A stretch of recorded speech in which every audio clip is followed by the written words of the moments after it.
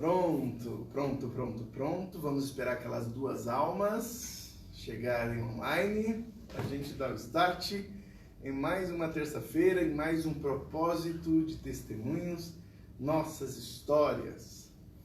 Hoje com uma convidada para lá de especial, da velha guarda, da origem de tudo da igreja, que eu farei um pouco de mistério para revelar, como de costume. Nós temos uma alma, falta uma segunda alma, então você que está chegando, vai convidando, vai compartilhando, vai marcando pessoas na transmissão, vai abrindo sua própria sala, para que a gente possa dar o start. Temos duas pessoas, então agora eu já posso saudar a todos com a paz, com o amor e com a alegria de Cristo. Amém!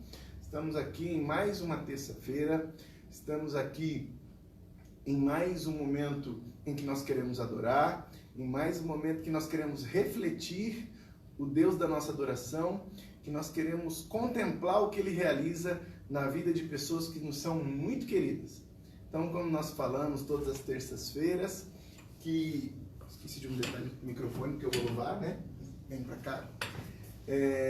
Pessoas que nos são muito queridas, que vão dizer, vão compartilhar as suas histórias, vão falar desde a sua infância, experiências agradáveis, outras nem tantos, aquilo que marcou a sua história até que Deus resgatasse a sua vida e como é que está agora e quais são os desafios futuros.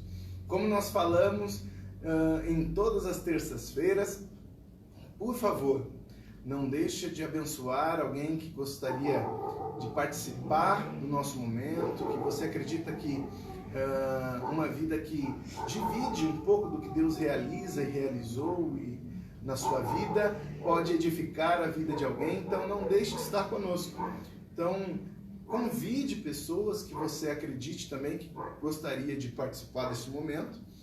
E como a gente diz, todas as terças-feiras, todos os dias em que nós contemplamos aqui as nossas histórias, a gente pede para que, se você abriu a sua salinha, se você quis levar isso para os seus contatos e você quer participar conosco dessa noite, a gente sempre diz que aquilo que Deus colocou no nosso coração é que simplesmente não seja alguém aqui falando da sua vida sem que haja um compartilhar, sem que haja um esclarecimento de dúvidas, sem que alguma coisa que você gostaria de saber com maior detalhe passe em branco.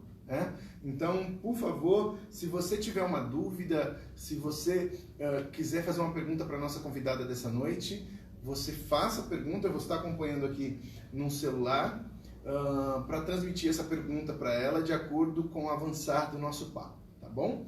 Então, esse é o nosso maior barato. A gente não quer apenas colocar aqui a nossa convidada falando, sem que haja a participação de todos que nos acompanham, tá bom? Então, não deixe de compartilhar, não deixe de marcar pessoas que você acredita que pode ser abençoado com essa transmissão. E como nós fazemos todas as terças-feiras, eu vou orar aqui inicialmente, eu vou louvar uma canção, trazer uma rápida reflexão bíblica para fundamentar o porquê que nós estamos trazendo esse propósito de testemunhos, e na sequência eu convido aqui a bênção querida da noite, e nós começamos com mais Nossas Histórias como testemunho dessa abençoada, tá bom? Então vamos orar. Senhor nosso Deus, grandioso Pai, Tu és perfeito, Tu és santo, Tu és agradável, Tu és incomparável.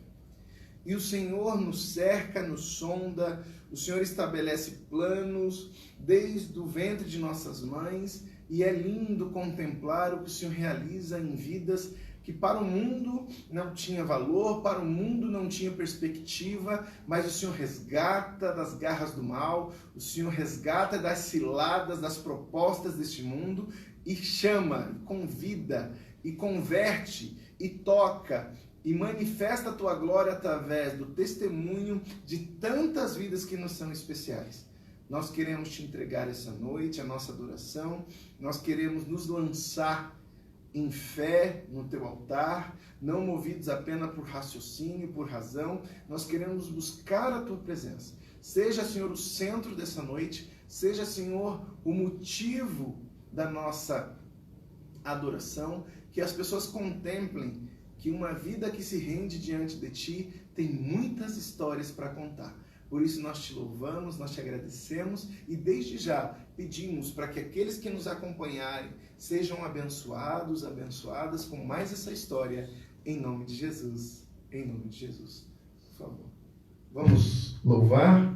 Na sequência, começamos. Aleluia, Senhor. Nos ensina, Pai.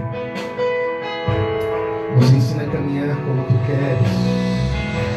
Nos ensina a não sermos movidos apenas pelo que achamos, pelo que entendemos, mas nos lançarmos em Teus propósitos e testemunharmos a nossa fé. Quando ouviu o filho perguntar, e o cordeiro onde está? Seu coração sangrou. Quando ouviu o pai lhe responder, Deus irá prover. Seu coração temeu, e lado a lado, em silêncio os dois choraram, ao verem chegando o lugar da decisão. Um pedido assim que arde o coração, como escolher entre a fé e a razão.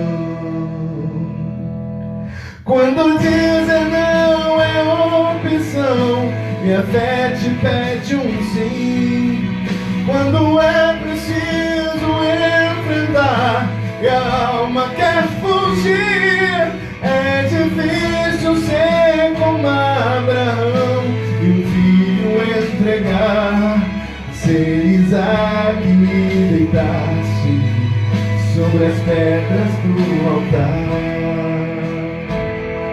Nos ensina, Senhor, a confiar na Sua proposta.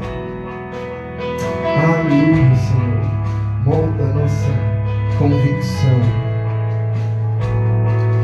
Quando ouviu o filho perguntar, e o cordeiro onde está?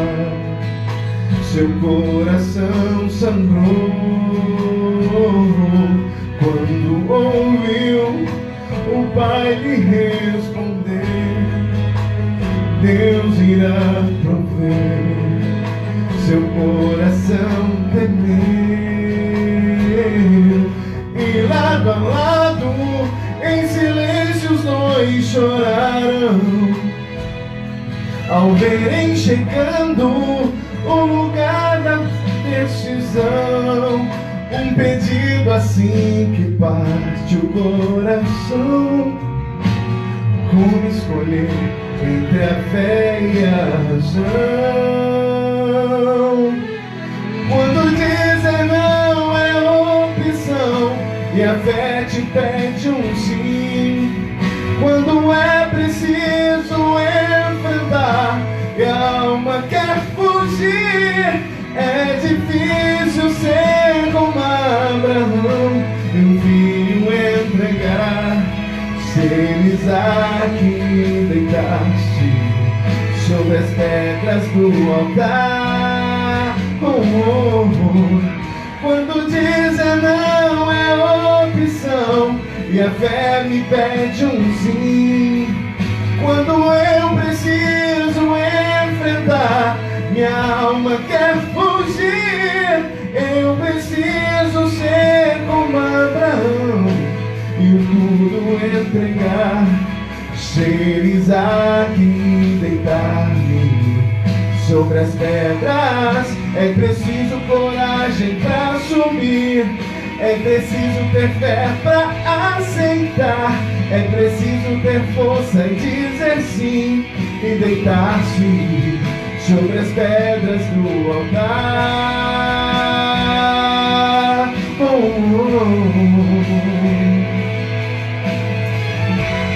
Senhor Jesus, Tu és perfeito, muito amado, Tu és lindo e nós queremos, Pai, reconhecer a Tua voz, reconhecer a Tua proposta e Te exaltar. em nome de Jesus. Em nome de Jesus. Agora, sem demora, vou até tirar o microfone. Sem demora, sem rodeios, a nossa convidada de hoje para Nossas Histórias é a cooperadora Daiane Freitas. Que chique! Vem aqui, abençoada, convidada do Senhor, uma mulher mais de amada, para lá de querida, em nome de Jesus. Como é bom ter você aqui, Daia. Obrigada, Pai do Senhor, gente. Tava aqui toda temerosa. Ainda tô. Mas fique em paz. Você é uma bênção, você é muito querida. E como a gente tem feito aqui a todas as terças-feiras, nós queremos colocar diante daqueles que nos acompanhem, diante daqueles que precisam contemplar e perceber o que Deus faz na vida de alguém, a gente tem colocado aqui histórias que Deus transformou. Então, é algo muito pouco elaborado, é de improviso, é ao vivo. A gente não está seguindo nenhum ensaio, nenhum roteiro, mas a gente quer que Deus vai governar esse momento. Amém? Então vamos ao começo. Lembrando, faça suas perguntas que eu já estou acompanhando aqui para ir transmitindo para a nossa convidada, tá bom? Bispa Paz, Juliano, Maria Luísa, minha tia, todo mundo, Giovana, todo mundo, minha esposa, Simone Martins, que sempre acompanha o nosso trabalho, Vanessa Paz, Deus abençoe a todos. Agora vamos à pergunta. Querida Daiane Freitas, que todo mundo chama de Daia, todo mundo chama de Dadaia, eu não sei como que a Daia mais gosta de ser chamada, mas conta pra gente um pouquinho aí, como a gente tem feito todas as terças-feiras, em que contexto nasceu a Daiane antes de se tornar uma serva do Senhor, qual era a realidade familiar, quais são as marcas e fatos importantes da infância da cooperadora Daiane. Gente, mais uma vez a paz do Senhor. Tô um pouquinho nervosa, mas tá tudo bem. Se eu gaguejar, não liguei não, viu? Falei pro Wellington que acho que é mais fácil pregar do que testemunhar, né? Porque acho que eu nunca tive um momento assim de parar, de contar como era a minha infância, mas em nome de Jesus o Senhor vai conduzir, vai dar tudo certo. Amém. Bom, eu tenho 33 anos, eu nasci em uma família humilde, né? Com muitas pessoas. Eu venho de uma criação com a minha mãe, tenho mais 3 irmãos, nós somos em 4.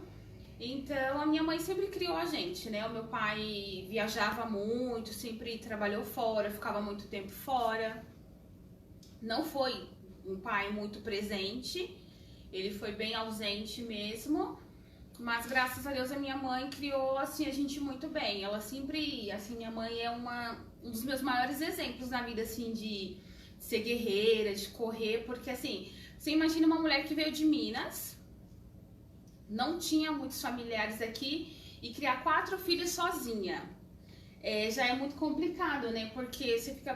Claro que antigamente as coisas eram um pouco mais fáceis, mas para uma pessoa sozinha criar 4 filhos em qualquer ano ou tempo é muito difícil.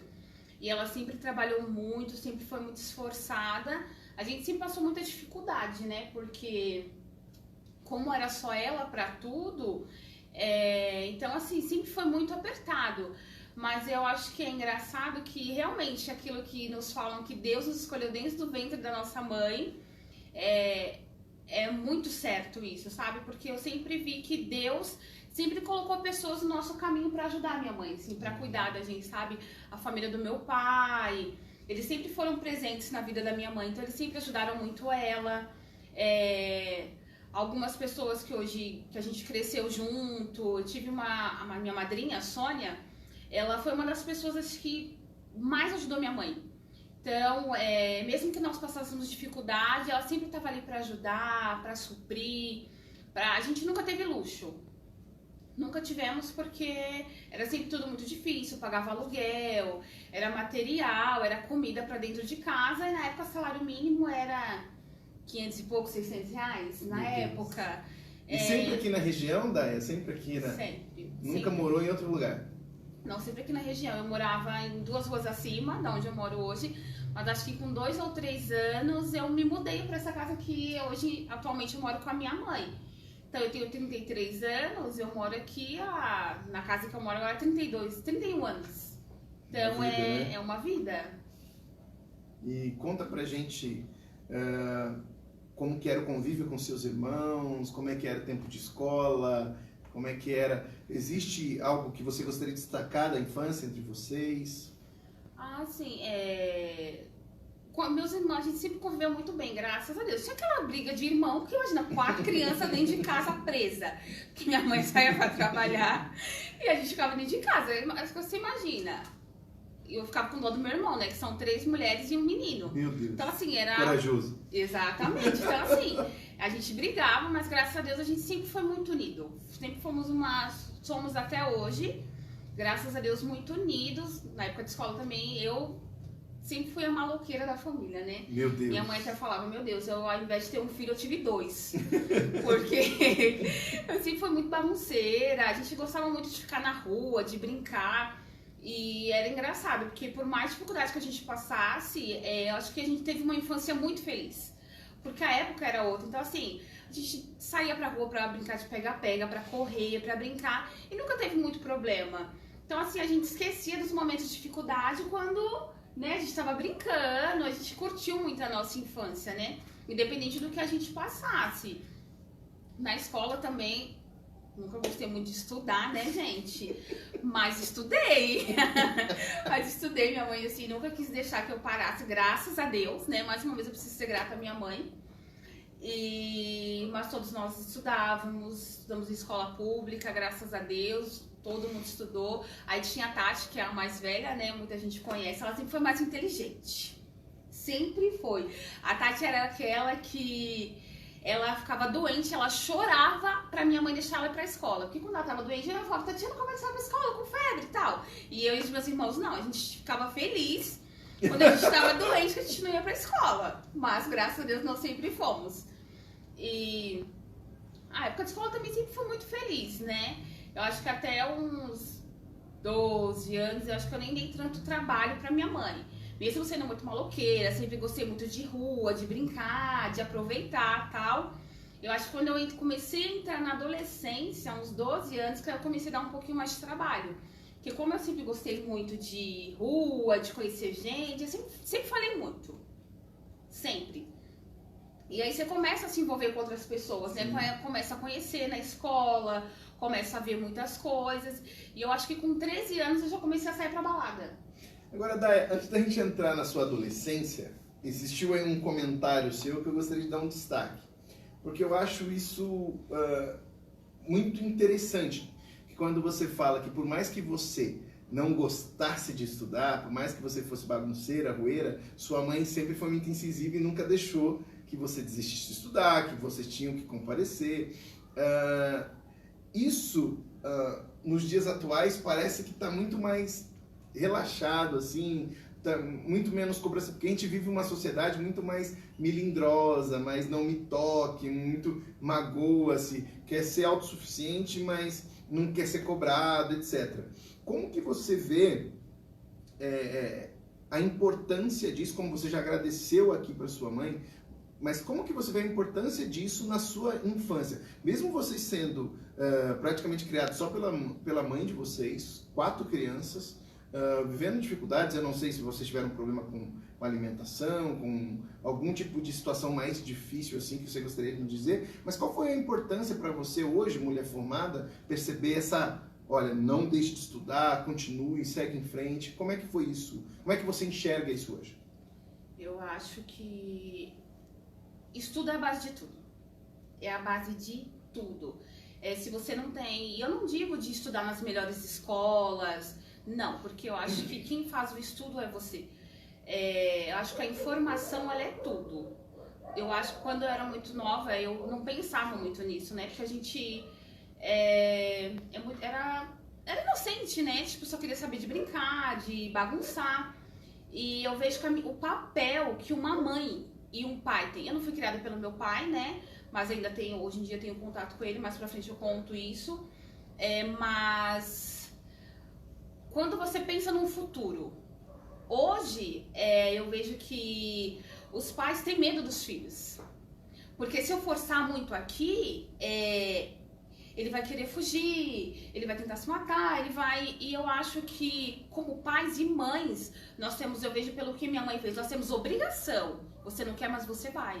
É importante pra você. O mundo pede isso.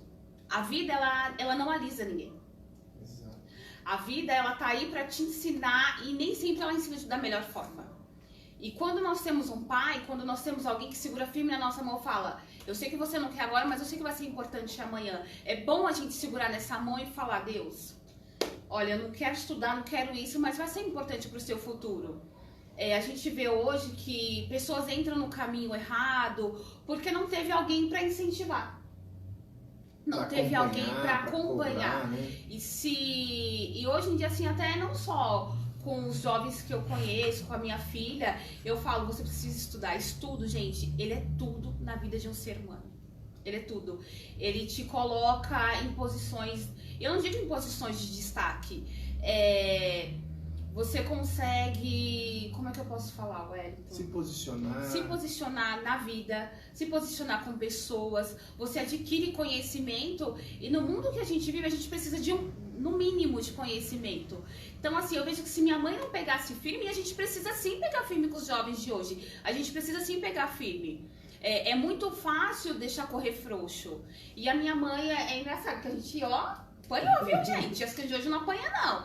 A gente apanhou. Mas foi muito importante quando ela quis segurar na nossa mão. Olha que interessante. Deixa eu fazer um comentário em cima disso. Até vou falar uma coisa aqui que é engraçada, mas que tem uma essência muito importante.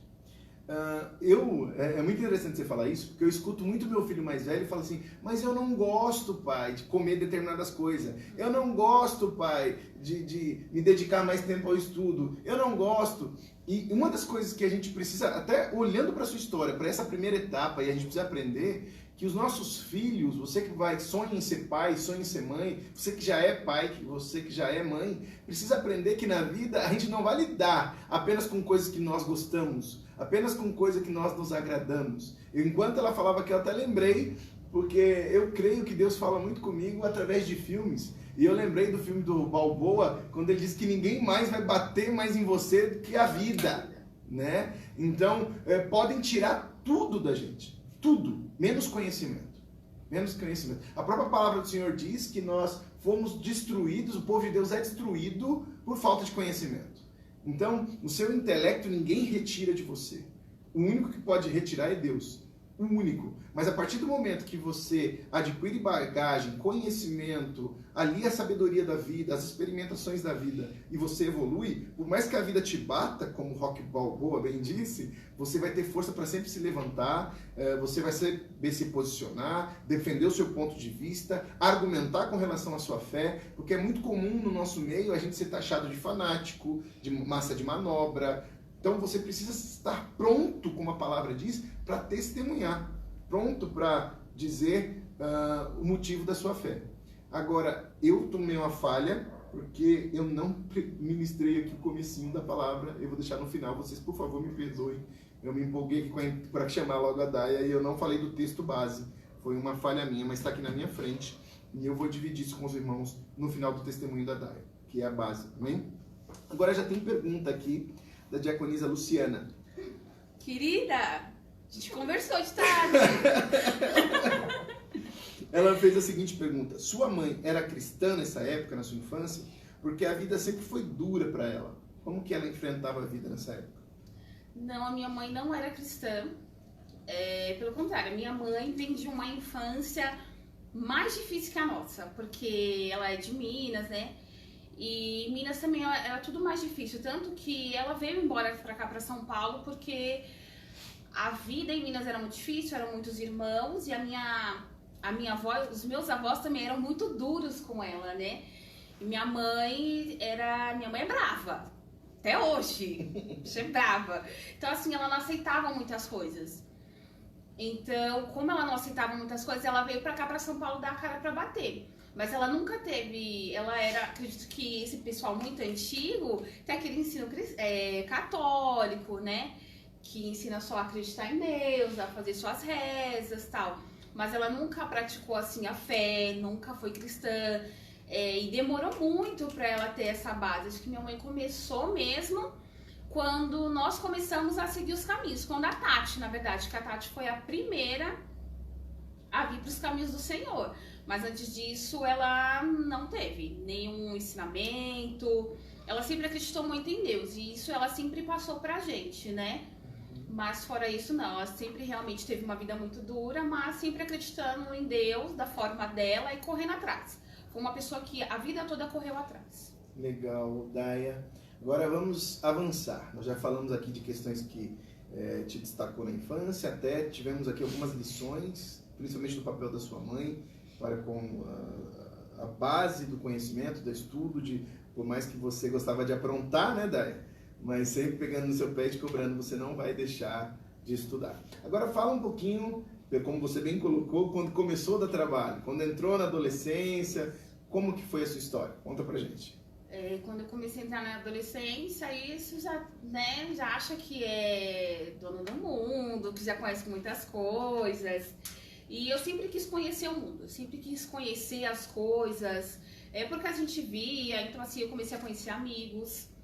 Mas mesmo começando a me envolver com outras coisas, assim, eu digo com bebida, graças a Deus nunca me envolvi com drogas, nem eu, nenhum dos meus irmãos. Graças a Deus, os meus irmãos sempre foram muito mais tranquilos. Até antes de falar, senão eu vou esquecer disso, que eu sou uma benção para esquecer. Uma das coisas que eu acho que mais me marca na minha adolescência é o meu irmão. Ele sempre foi muito guerreiro, assim, mesmo engraçado, mesmo muito novo, ele sempre fez o papel de pai. Ele começou a trabalhar muito cedo também. Ele estudava, trabalhava à tarde. Então, assim, quando ele começou a trabalhar, as coisas começaram a melhorar pra gente. E ele foi assim, ele é o nosso exemplo de pai. Porque uma das coisas que o Elton perguntou da infância, que me marcava, acho que foi a ausência do meu pai. Né? Você imagina, porque você sabe que você tem um pai. E aí, do nada, o seu pai some, porque o meu pai era assim, uma hora ele estava aqui em São Paulo, depois ele sumia e ia pra Minas. Depois até chego na outra história dessa outra vida dele de Minas. E o meu irmão não, sabe? Pelo contrário, ele poderia tudo pra ser uma pessoa que nem hoje as pessoas se revoltam, porque eu não tenho pai, porque a vida não foi fácil, mas ele fez ao contrário, sabe? Ele pegou tudo isso, vendo que a minha mãe era muito guerreira, era sozinha, e com 13 anos começou a trabalhar. Claro que a gente também sempre fazia um biquinho aqui, um ali, eu ajudava minha madrinha na feira, mas ele se posicionou, sabe? Ele falou assim, não, eu sou o homem da casa, então eu vou ajudar a minha mãe. Então, assim, ele sempre foi muito presente na nossa vida em relação a ajudar minha mãe, a comprar roupa pra gente, sabe? Era engraçado que ele pegava o salário dele, que também era muito pouco na época, né? E ele levava mistura pra dentro de casa, ele ajudava muito a minha mãe, a gente precisava de roupa, ele comprava roupa, ele presenteava a gente, sabe? Então eu falo assim, Deus, ele sempre esteve em tudo, mesmo a gente não conhecendo, porque a gente ainda não conhecia. Nós fomos muito novos pra igreja, mas era aquele negócio de farra, de ir pra festa do sorvete, era pra comer bala, pra comer essas bobeiras e tal. Menina, essas coisas, exatamente, essas festinhas, então a gente sempre foi. E eu acho que da adolescência, uma das coisas que mais me marcou foi isso, sabe? É a presença do meu irmão, sabe? Ele se impôs e falou assim, não, eu vou ajudar. E aí também fora que, tipo, ele começou a conhecer outras pessoas, eu também conheci outras coisas. E na época da escola eu conheci uma turma que era a turma da bagunça. E essas pessoas já saíam. E eu sempre gostei de sair. Mesmo assim, indo em festinha aqui, festinha assim, sabe? De coisa de chegar cedo em casa. Só que aí eu comecei a ficar meio revoltada da vida, né? Ô, Daia, só antes de você avançar, eu não sei se hoje o pastor Alex, que é seu irmão, Isso. Não sei se ele vai nos assistir em algum momento, nos está assistindo agora. Eu gostaria muito que ele visse isso em algum momento e que ele nos desse a graça de numa terça-feira ele estivesse aqui conosco, tá? Porque isso é muito interessante pelo seguinte, o pastor Alex também passou por aqui, tem uma história linda conosco, é um homem de Deus abençoado. Mas o que é interessante que da sua história, a parte que se conecta com a do pastor Alex, é exatamente essa questão dele assumir responsabilidade. Como você bem colocou, dele se posicionar. Nos tempos atuais, se parece que as pessoas querem fugir de responsabilidade, né? Na adolescência, o que mais tem é mãe solteira, que o jovem some no mundo e não assume, o que mais tem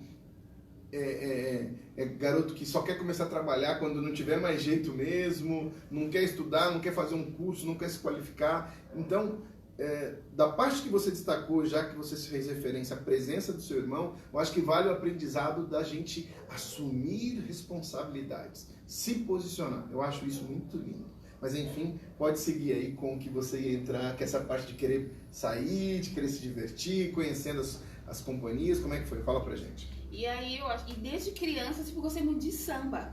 Sempre, né? Teve uma amiga da minha mãe que morou com a gente uma época também. E ela ensinava a gente a dançar, a sambar e tal. Então, assim, eu fui me envolvendo muito cedo com essas coisas. Então, eu sempre gostei muito de sair, sempre gostei de ir muito pra balada. Então, assim, foi uma época que eu comecei a me rebelar, né? Aí era engraçado que, como era todo mundo muito tranquila, minha mãe falava, meu Deus, a Daiane veio pra... E realmente, e eu era muito bagunceira, então assim, eu gostava, depois eu passei a gostar de ir pra escola, mas pra bagunçar, cabulava várias aulas, minha mãe era chamada na escola, porque eu ficava bagunçando com as meninas, então eu não prestava atenção, então era suspensão, era advertência, mas graças a Deus me formei, né? Terminei, e é engraçado que eu não gostava de estudar, mas graças a Deus até me formei numa faculdade, eu com Deus era mas foi assim uma época, ainda que eu dei um pouco de trabalho, foi uma época muito boa. Foi uma época que eu falei assim, que hoje eu olho pra trás e eu falo assim, como foi aproveitada, porque mesmo as coisas no passado, não sou tão velha, gente, calma, né? Só tenho 33 anos, mas as coisas no passado eram muito mais leves do que são hoje. Antes eu andava na rua meia-noite sozinha. Hoje é muito mais complicado você andar sozinha à meia-noite numa rua. E aí, até aí, a gente consegue ver, parando assim um pouco na nossa história, olhar o cuidado de Deus. Porque eu era uma adolescente que eu gostava de sair, bagunçar. Então, assim, eu chegava em casa 1h da manhã sozinha. Meu Deus. Eu chegava em casa... Exatamente. Eu ia pra samba, eu brigava, eu falava pra minha mãe que eu ia dormir na casa da minha cunhada, que hoje ela é minha cunhada. E a gente saía, a gente bagunçava, então assim, eu mentia pra ela, falava, mãe, eu vou dormir na casa da Karina, mas aí ia eu e a Karina lá pro samba, não sei da onde, pra poder curtir a vida. Isso te trouxe algum risco, alguma situação perigosa que você vivenciou, alguma, ai meu Deus, quase que com algo trágico aconteceu? Teve alguma situação assim complicada daí nessa época? Não, nessa época eu acredito que não. Não, porque eu me lembro, que eu sou ruim de memória, viu? Eu ainda falei assim pra Lô, falei, amiga, eu não sei como vai ser, porque eu tenho uma memória péssima, tem tanta coisa, mas eu não lembro. Teve alguma consequência dessas mentiras, alguma situação, alguma saia justa? Não, mas você acredita que, assim, nunca aconteceu nada, assim, de muito sério. Acho que só uma vez que minha mãe descobriu, que acho que foi uma vez que, misericórdia, essa época eu tava doida, mas doida mesmo. Não vou contar essa ainda não, porque isso ainda é na minha adolescência. Isso foi depois que eu já tinha conhecido Jesus. Mas assim, mesmo saindo na madrugada, curtindo, nunca aconteceu nada muito sério. Nessa época ainda não. Sempre foi muito tranquilo, né?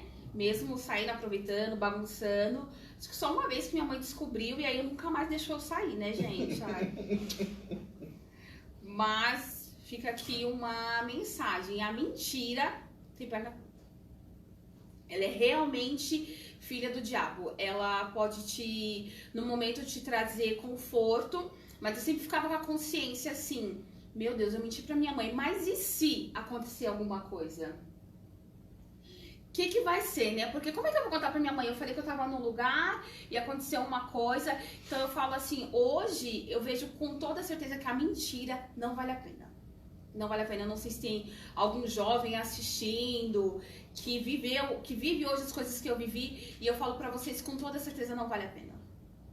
A mentira, ela é um engano, ela é filha do diabo, no momento ela te traz prazer porque você vai fazer um algo em cima dela, mas depois você coloca a cabeça no travesseiro e você fala, meu Deus, por que eu menti, né? eu não poderia ter falado a verdade? Talvez ela me diria não, porque e ela realmente me diria não, mas me privaria, né, de muitas coisas.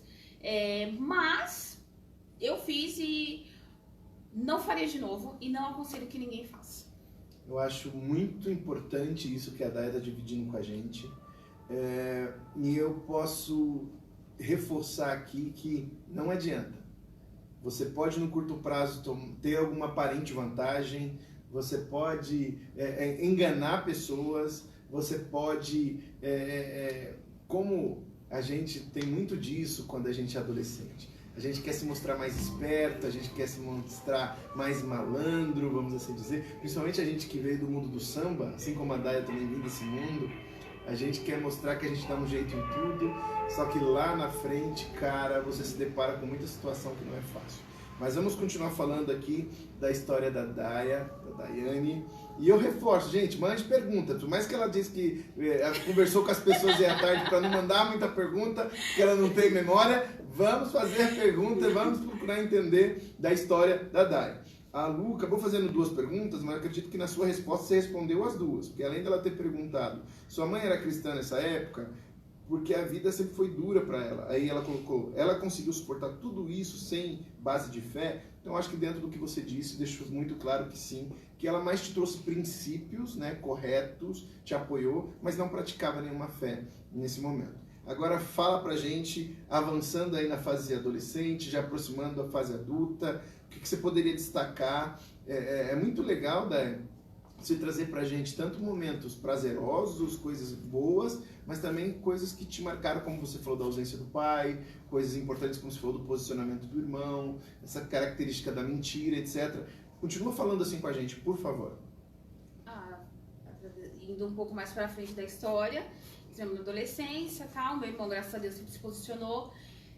O que eu falo, trazendo assim da história do meu pai, hoje, graças a Deus, assim, ele é um exemplo de como você não deve ser como um filho, né? Eu sempre tive muita mágoa, mas muita mágoa do meu pai, porque você pensa, poxa, como é que um homem abandona uma mulher com 4 filhos? E eles vieram juntos, porque meu pai também era de Minas. E eu sempre me questionava, eu falei, gente, mas por que meu pai não é assim presente, sabe? Por que ele viaja tanto? Como é possível? Então, mas a gente vai crescendo e a gente vai começando a entender. E aí a gente começou a descobrir várias mentiras dele, né? E foi quando a gente descobriu que ele tinha outros filhos. E aí você pensa, meu Deus, meu pai foi embora porque ele tinha outros filhos e ele criou os outros filhos dele, mas não criou a gente. Meu Deus. E aí, lógico que fica, a gente era muito magoado com meu pai. E aí eu falei assim, eu questionava muito Deus, isso, por que ele fez isso, né? Abandonou a gente, mas criou outra família. Ele tem acho que uns 3 ou 4 filhos, nós não temos contato com eles, né? Certo. Mas sabemos da existência deles. Eu acredito que eles também saibam da nossa. Acredito que sim, porque a minha irmã vai muito a Minas. Então, a gente sempre sofreu muito com isso. Mas é engraçado que assim, a minha mãe até nisso, ela sempre supriu, a gente tentou suprir. Ser uma mãe, né? Ser pai e mãe, cuidou da gente, não deixou faltar nada. Então, quando meu irmão também começou a crescer, a gente começou a deixar de sentir a ausência dele. Porque meu irmão sempre estava ali presente, a gente conseguia, entre a gente, resolver os problemas, resolver as coisas. E eu acho que com 15, 16 anos também foi a fase que eu comecei a gente entrou na igreja católica. Aí a gente já começou a conhecer a igreja católica. Que foi, acho que, quando a gente começou realmente a conhecer sobre Jesus. Nós entramos num grupo de jovens, que era a Junec, que era até o grupo que o Geiser fazia parte, né? Acho que foi lá que eu encontrei, que eu conheci o Geiser. E aí a gente já começou a ter noção de outras coisas, de que mesmo que o meu pai tenha me abandonado, eu sempre tive a figura da minha mãe e do meu pai, mas que Deus, ele estava ali também. E que em todo momento ele cuidava, sabe, de tudo. Ele sempre teve a mão sempre estava ali à nossa frente. E quando a gente começou a ir, nossa, foi um momento muito bom quando a gente começou a ir para a igreja católica. Mas mesmo indo, eu Gostava de ir pra igreja, mas eu também gostava muito de curtir minha vida. E aí comecei a beber, bebia, nunca de ficar bêbada, acho que uma vez na minha vida eu fiquei bêbada, Deus me livre, não aconselho ninguém. Mas comecei a beber, comecei a sair muito mais, eu saía segunda, quarta, era uma vida assim muito louca, muito louca. Perdi a noite de sono, aí faltava na escola, era uma coisa muito louca.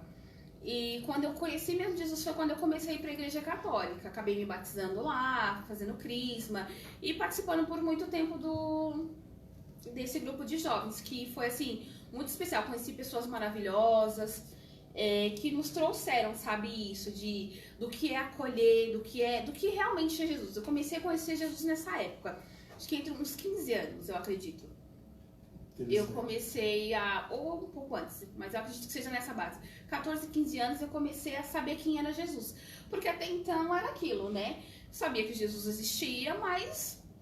Era algo distante. Era algo distante. Eu sabia que ele era uma figura presente, né? Que ele cuidava da minha mãe, da nossa família, então... Mas tudo bem. E aí na igreja católica que eu comecei a conhecer.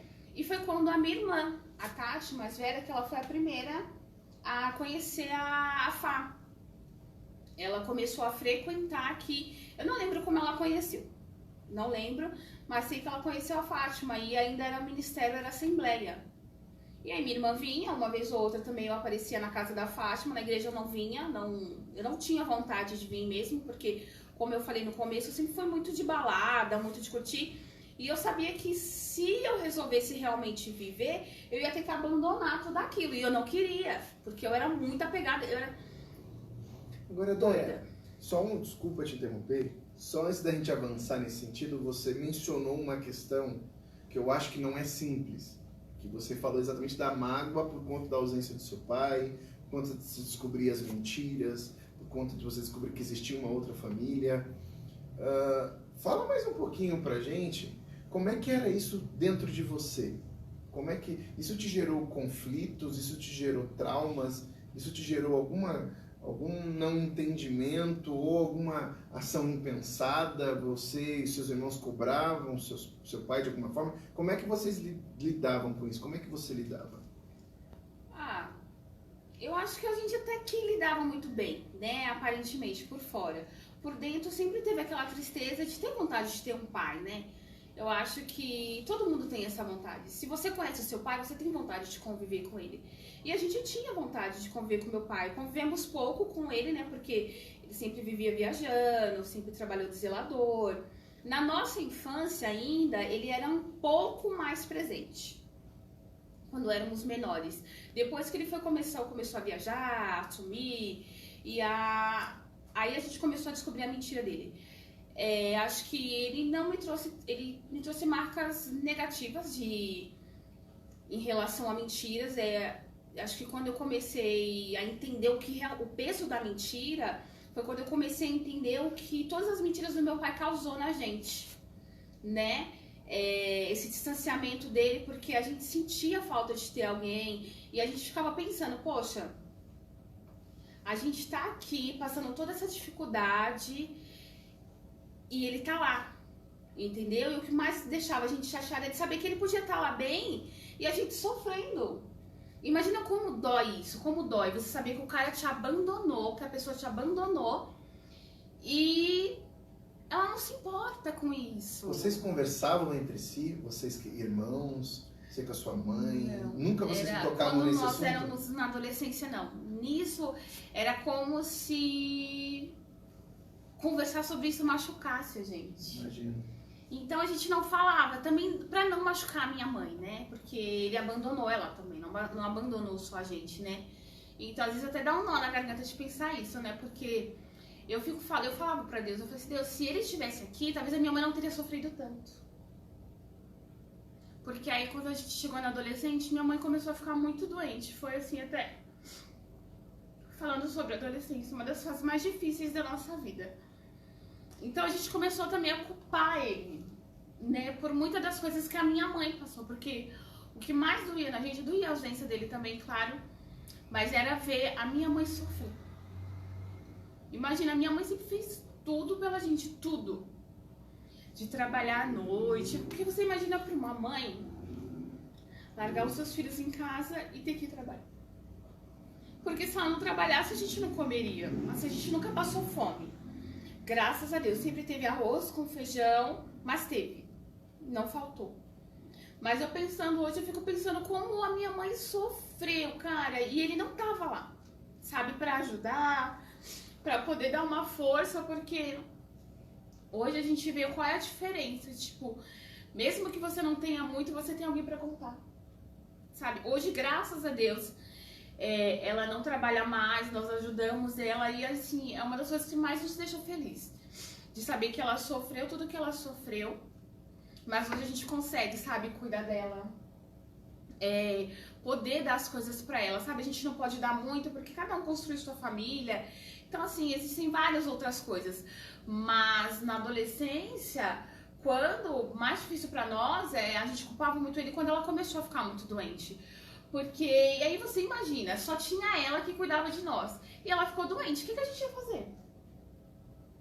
Não tinha ninguém pra apoiar. E aí a gente ficava pensando, meu Deus, pra onde a gente vai correr? Porque eram 4 adolescentes que não sabiam muito da vida, né? Foi sempre se apoiando um no outro. Qual a idade que você tinha, mais ou menos, nessa época, né? Eu acho que eu já tinha uns 16, 17 anos, Wellington, por aí, uns 16, 17 anos. Como ela sempre trabalhou muito, ela sempre trabalhou muito de faxina, né?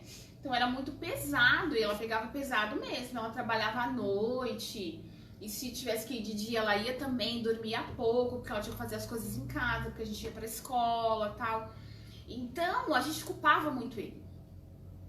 Assim, poxa, ele foi embora e ela teve que sofrer, sabe? Hoje eu acredito que ela deve ser muito grata por isso, né? Porque mesmo sofrendo, mesmo passando por dificuldade, ela conseguiu criar 4 pessoas íntegras, né? Que independente de ter passado pelo que passou, nós tivemos uma ótima criação.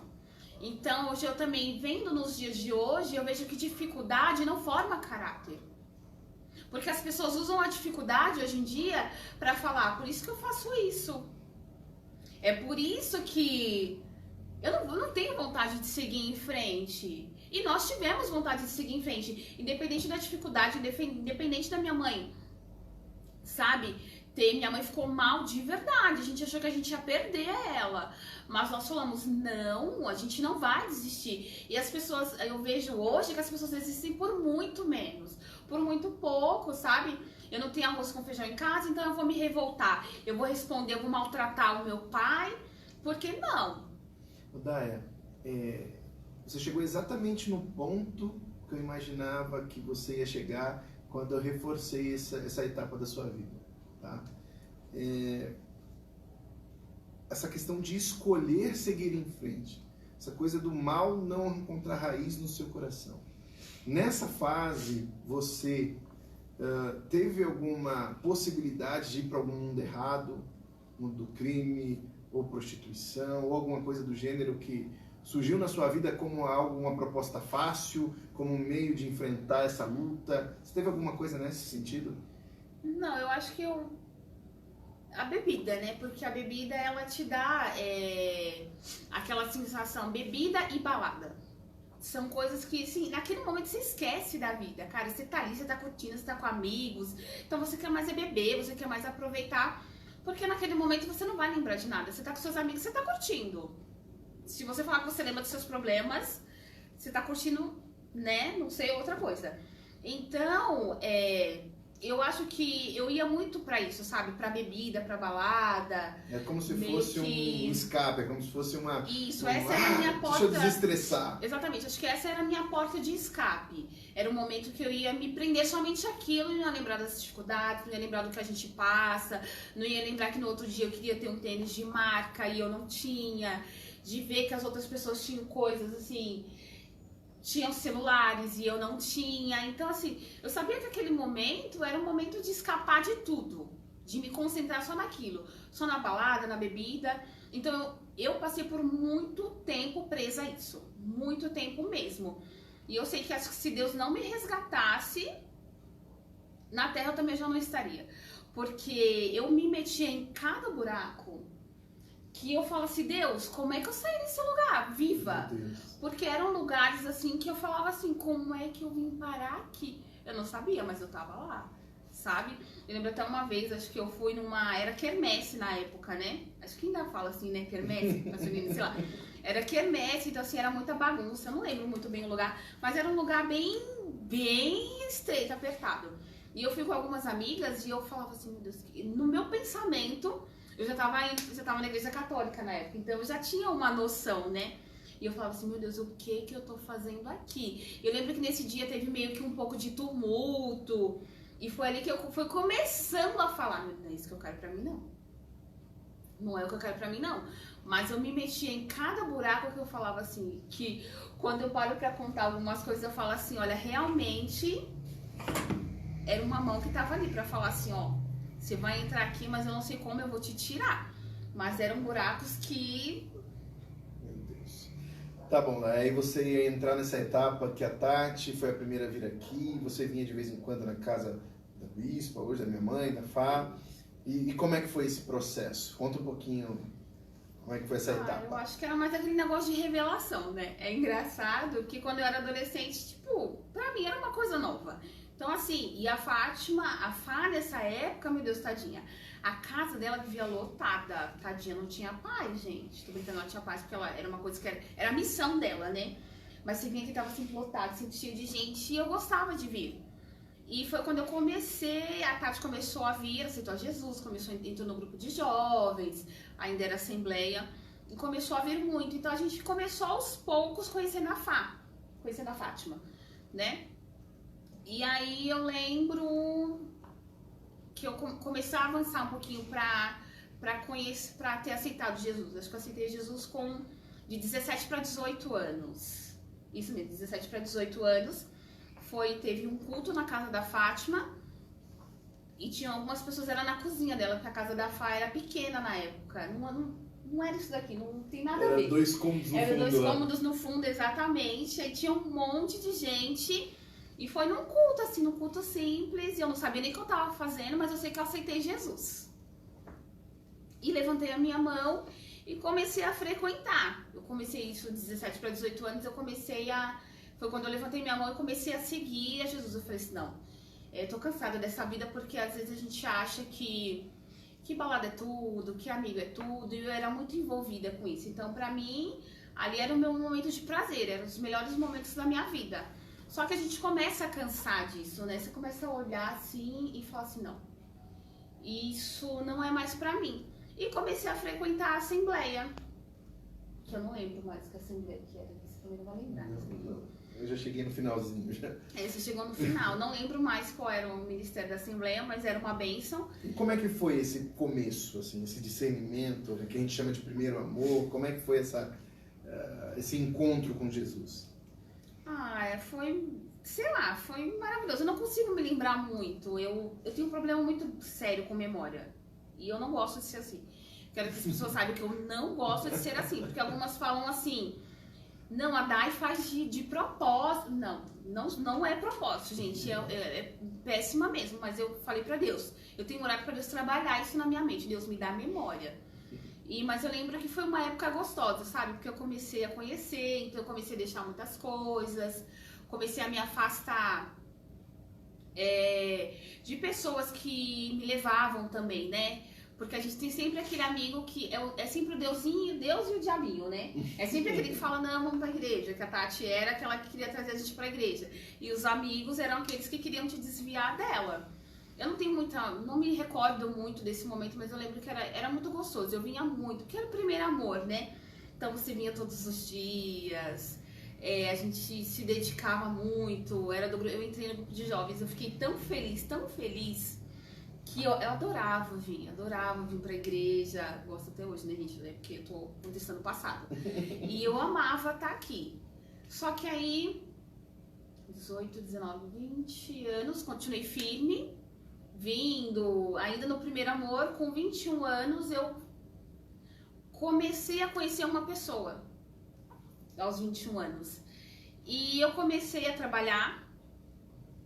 trabalhei lá nessa da Avenida Santa Catarina, foi quando eu comecei a me envolver de novo com outras coisas. E aquilo já começou a me balançar. Me balançar. Então todo aquele primeiro amor já foi meio que se esfriando. Mas eu continuei vindo à igreja, continuei fazendo minhas coisas. E com 22 anos, isso, eu comecei a me envolver com uma pessoa. 22 anos, eu acho que foi, não sei se a Dê tá assistindo, mas acho que foi nessa época que eu comecei a morar com a Denise. Que eu morei uma época com a Dê, né? Sim. Que o André teve que trabalhar fora, acho que era no interior de São Paulo, então pra ela não ficar sozinha, ele conversou com a minha mãe e eu fiquei um tempo na casa da Dê. E comecei a me relacionar com uma pessoa. Hoje ele é uma bênção na minha vida. Eu louvo a Deus por ter colocado ele no meu caminho, porque eu conheci muitas coisas, né? Acho que através dele. Mas enfim, isso eu falo mais pra frente. E aí eu comecei a de novo me balançar pelas coisas do mundo. Porque a pessoa era do mundo. Né? Do mundo que eu digo, ele não era cristão. E aí, quando eu comecei a me envolver, aos 22 anos eu saí de novo. Saí da igreja. Né? O mundo foi mais forte. As coisas do mundo começaram a me atrair. E aí foi quando eu comecei fiz um regime muito louco nessa época, porque eu comecei a ir atrás do corpo perfeito. Porque eu sempre fui muito gordinha, toda a minha vida, eu nasci gordinha. E aí eu comecei a mudar totalmente a minha cabeça. Então com 22 anos eu falei assim, eu quero ter um corpo perfeito, eu quero ser magra. E comecei a fazer um regime muito louco, porque eu também comecei a me relacionar com homens, com rapazes. E aí eu falei assim, não, eu quero ser magra, eu quero chamar a atenção, eu quero isso pra mim.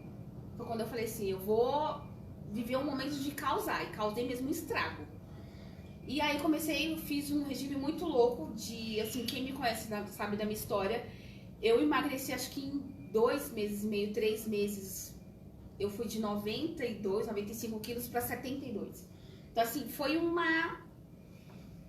emagreci assim, muito rápido. E foi uma época que eu me entreguei totalmente, assim, a me envolver com caras errados. Voltei pra balada, pra ir pra samba. Conheci muitas pessoas. Comecei, acho que, a beber até um pouco mais do que eu bebia na minha adolescência. E aquilo me envolvia. Eu sabia que Deus era muito importante também pra mim, mas naquele momento uma força maior me seduziu. E aí foi quando eu fiquei muito doente. Foi quando, 22, 23 anos, isso mesmo, de 22 para 23 anos, eu tive tuberculose. Fiquei assim muito mal mesmo. É engraçado que, eu não tinha pra onde fugir. É essa hora também que eu falo sobre um pai zeloso. Porque mesmo sabendo tudo que eu viveria, quantas vezes eu abandonaria, ele sempre esteve ali.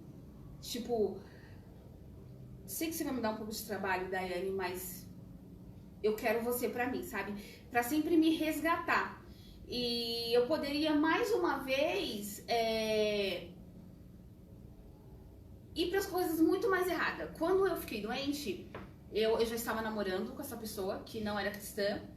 Apesar dele não ser cristão, nós apresentamos ele na igreja, as pessoas conheceram ele porque eu ainda era da igreja, né? Mas o mundo foi mais forte e eu saí. E aí nessa época foi quando, aos 23 anos, fiquei doente, 23 anos, fiz essas loucuras. Com 24 anos, continuava doente. E foi quando, de 23 para 24, eu adquiri a tuberculose. E foi uma época muito difícil para minha mãe e tal. E quando eu tive a tuberculose, depois de 2 meses eu descobri que eu estaria grávida. Uhum. E foi assim, eu fiquei arrasada, porque assim, eu nunca tive o sonho de ser mãe, né?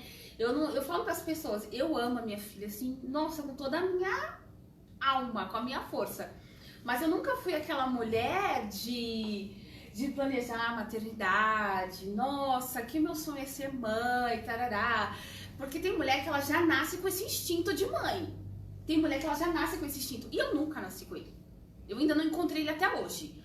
Mas, e eu falei assim, meu Deus. E quando eu engravidei da minha filha, eu tava, meu namorado na época, meu ex-marido, né? Ele bebia, ele tava completamente em outra vibe, né? Ele não sabia que eu estava doente E aí, quando eu engravidei, ele falou assim, você vai tirar. Meu Deus. Você vai tirar a criança. E eu falei, não, eu não vou. Porque corria o risco também. Além de eu nunca pensei em tirar minha filha, mas além de eu tirar ela, eu poderia morrer. Porque eu já estava muito fraca, tomando antibióticos fortíssimos. E aí ainda ia entrar com uma coisa mais agressiva no meu organismo. E aí foi quando, mais uma vez, a misericórdia do Senhor me alcançou, né? E aí eu peguei... Nesse tempo eu me afastei, acho que fiquei 2 anos afastado. Não sei se a Fá se lembra disso, se foi mais tempo também, depois ela me recorda aí. Ou a Érica também, que eu já conhecia a Érica nessa época. E eu peguei e comecei a voltar de novo para os pés de Jesus, né? Porque quando a gente... É engraçado, né? Porque quando a gente apronta, a gente volta que nem um cão arrependido, né? Falando, Jesus, eu sei que eu errei. Mas como um pai maravilhoso que você é, me aceita de novo. A filha pródiga. A filha, eu sou literalmente ela. E aí, mais uma vez, voltei para casa do Senhor, me reconciliei, vivi muitas coisas e a gravidez da minha filha foi assim, acho que algo bem, sei lá, sobrenatural. Porque na gravidez da Maria Eduarda, acho que nem todo mundo sabe disso, eu tava com tuberculose e eu não poderia parar de tomar os remédios. Então, assim, por 9 meses da minha gravidez, todos os dias eu tinha que tomar esses antibióticos. Meu Deus. E o médico virou pra mim e falou assim, olha, ou você, quando eu descobri que eu tava grávida, ele falou assim, ou você toma um antibiótico e tenta salvar você e sua filha, ou você não toma antibiótico e morre. Morre você e ela. E a escolha é sua. Se você... E eu falei assim, aí tem outra opção também, que você pode tomar o remédio. Se você acredita em Deus, ora ao seu Deus. Falaram isso pra você? Ora ao seu Deus. E a gente vai seguir em frente. E na hora eu falei assim, meu Deus, eu me desesperei. Porque você imagina um médico falar isso pra você. Corri o risco de eu perder a minha filha, né? E eu não queria ter... ela não escolheu, né? Fazer parte dos meus erros. Mas eu escolhi seguir em frente e as pessoas como... eu sou muito grata à vida da bispa, das pessoas que estiveram mais próximas nessa época, elas me acolheram. E elas falaram, não, a gente vai ficar com sua gravidez inteira em oração. E a gente passou, a Fá vai se lembrar disso e a Érica também.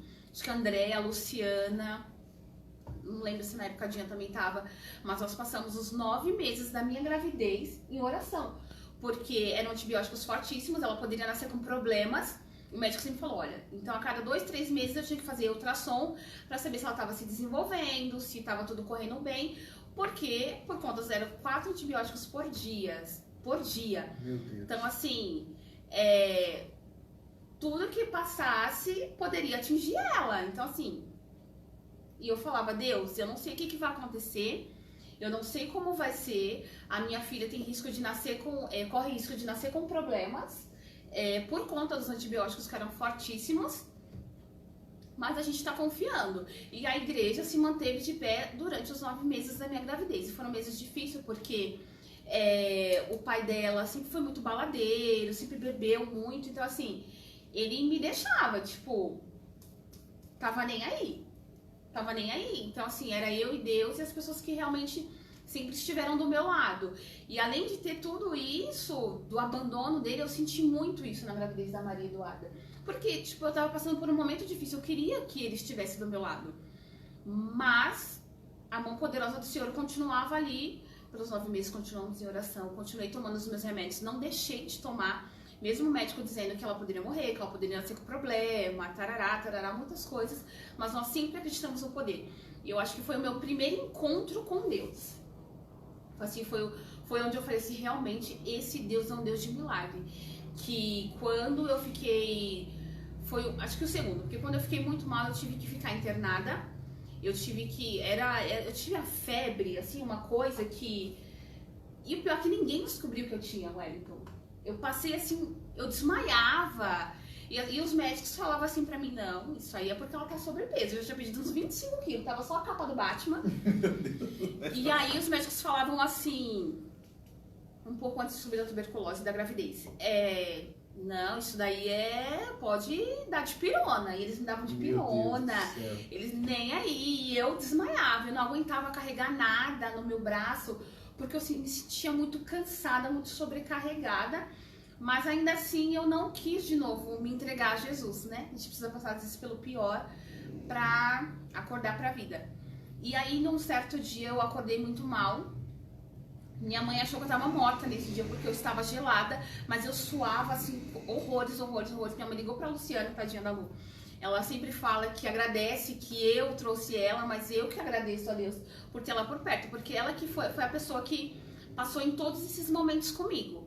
E aí minha mãe ligou pra Luciana e falou assim: Luciana, corre porque a Daiane vai morrer. Porque nós achamos esse dia que eu iria morrer. Me levaram pro hospital e de lá o médico falou assim: ó, eu não sei como essa menina tem um pulmão, eu não sei como ela respira, porque o meu pulmão do lado esquerdo eu já tinha perdido ele totalmente. Meu Deus. Então, assim, ele falou assim, eu não entendo. Claro que a gente, assim, olhando espiritualmente falando, a gente já sabia que era a forte mão de Deus sobre a minha vida. E ele falava assim, não, eu não entendo como ela fuma. Ela é fumante? Porque o pulmão dela é um pulmão de fumante. E eu não fumava, nem. Então, eu fiquei por dias internada. Eles drenavam litros e litros de água porque eu tive água no pulmão. Era todos aqueles casos que as pessoas poderiam ter falecido, mas mais uma vez eu sobrevivi. Aí voltando de novo pra gravidez, 9 meses em oração, acreditando no milagre, falando, Deus, o Senhor é poderoso, vamos lá. E passamos esses 9 meses. Quando a Maria Eduarda nasceu, acho que ela até nasceu de 10 meses, gente, que eu fiquei muito inchada, eu fiquei imensa, eu fui de 70 quilos para 105 quilos. Então eu fiquei muito imensa.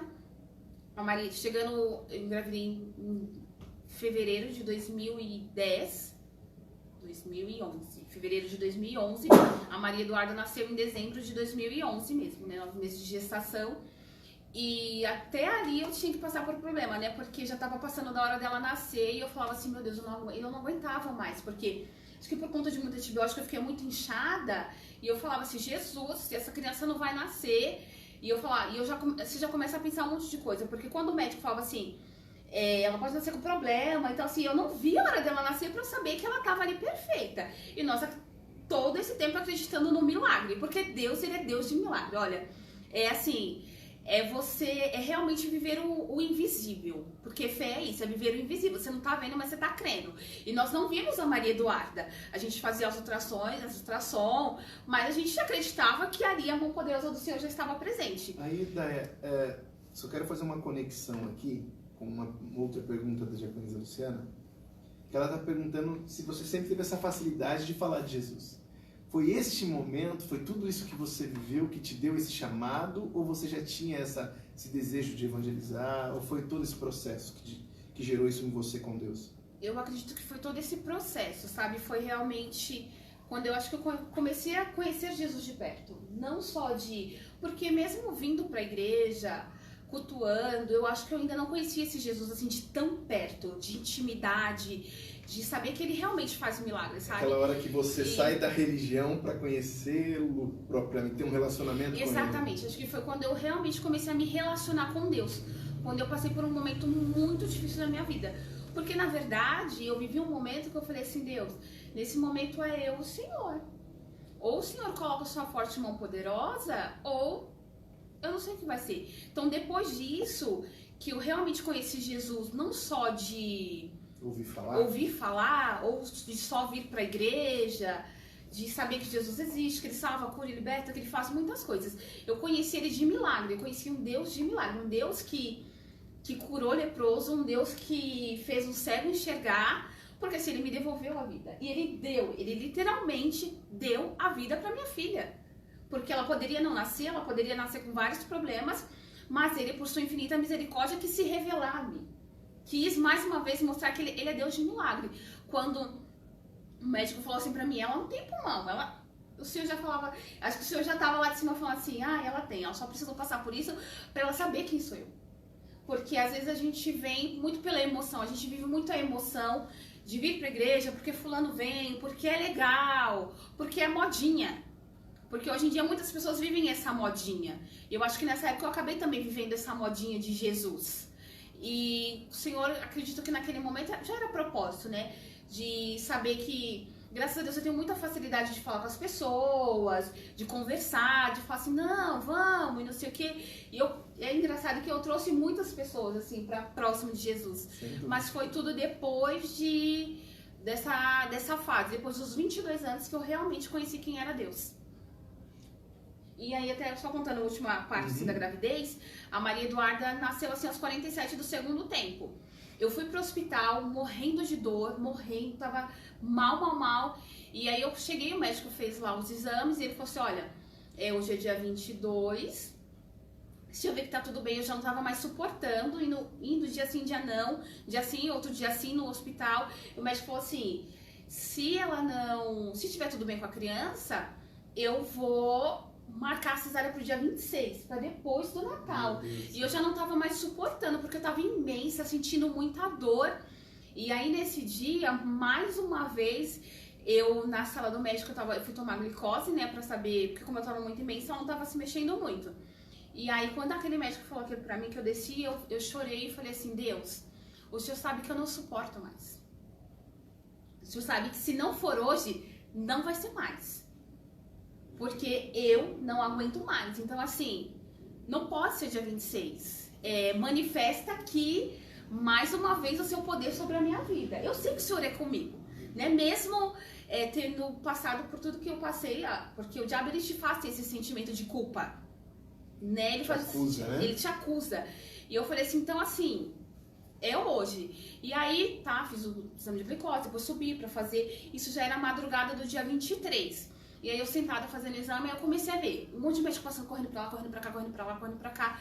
Só que eu tava lá plena, descansada como eu sou, e eu falando só com Jesus. E aí foi quando o médico falou assim pra mim, olha, a gente tá correndo, a gente vai fazer uma cesárea de emergência, porque a sua filha passou da hora de nascer. E aí, mesmo vendo assim que eles tinham que fazer uma cesárea de emergência, que a Duda passou na hora de nascer, eu agradeci a Deus, porque eu sabia que naquele momento ele ouviu a minha oração. E ele fez com que acontecesse alguma coisa se revirasse dentro de mim e falasse assim, poderia não ser hoje, mas pela minha infinita misericórdia, porque eu sou um pai zeloso, um pai cuidadoso, vai ser hoje. E aí no dia 23 de dezembro, de 2011, a Maria Eduarda nasceu. E pra honra e glória do Senhor, gente, ela nasceu perfeita. Aleluia. Perfeita. Porque Deus, ele é muito fiel. E é engraçado que assim, a única coisa imperfeita de todo o processo que eu passei da minha gravidez que a Maria Eduarda tem, que o médico falou, era uma malformação que ela tinha atrás da orelha, que eram alguns tracinhos de malformação congênita. Mas fora isso, a Maria Eduarda nasceu uma criança perfeita. Perfeita, porque Deus, ele é maravilhoso. E eu falo pra Deus todos os dias que eu não mereço, mas que eu agradeço toda essa misericórdia, por ele ter realmente mostrado que, independente de tudo que eu passei, ele precisou permitir para que eu realmente começasse a me relacionar com ele. Que foi depois desse momento que eu comecei a de verdade me relacionar. E eu falo com toda certeza, se relacione com Deus. Não só de ouvir falar, não só de olhar pela fé do irmão, mas porque ele está perto de você. E ele pode realizar o impossível na sua vida. Só que você precisa se entregar e precisa chamar ele para perto de você. Eu acredito que...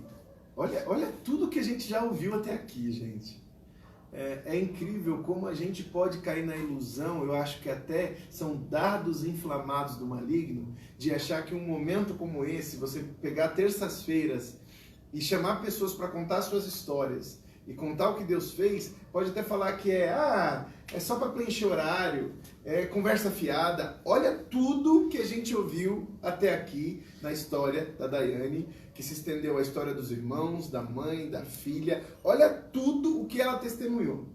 E eu queria muito, Daia, porque, sem sombra de dúvida, você é uma das pessoas mais carismáticas da igreja, você é uma das pessoas que mais as pessoas gostam de ouvir, gostam de estar perto, por conta da sua alegria, por conta da sua humanidade, da sua simplicidade. Você é uma pessoa muito diferente. Você sabe que nós amamos você demais.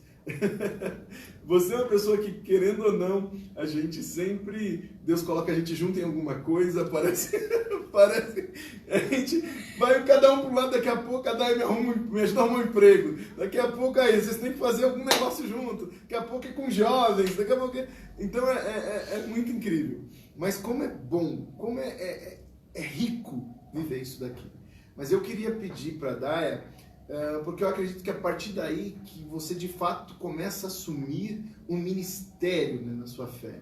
Eu acredito que depois que você vive, que Deus começa a te levantar no sentido como obreira, como mulher de Deus. Fala um pouquinho da gente como que é esse pós todos esses traumas, esse pós todas as situações, por favor.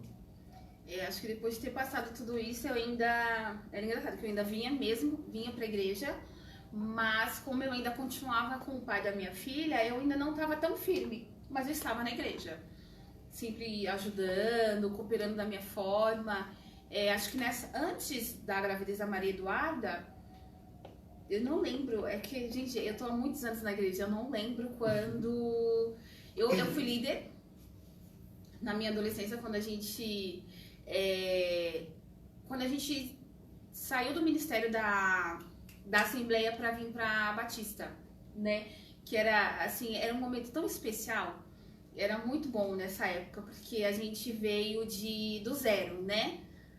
Não tinha nada. Nem cadeira, né? Nem cadeira, a gente sentava aqui, ó. A gente sentava aqui e louvava. Tinha dia que não tinha luz e a gente tava aqui. Então, assim, foi o começo, assim, de tudo, né?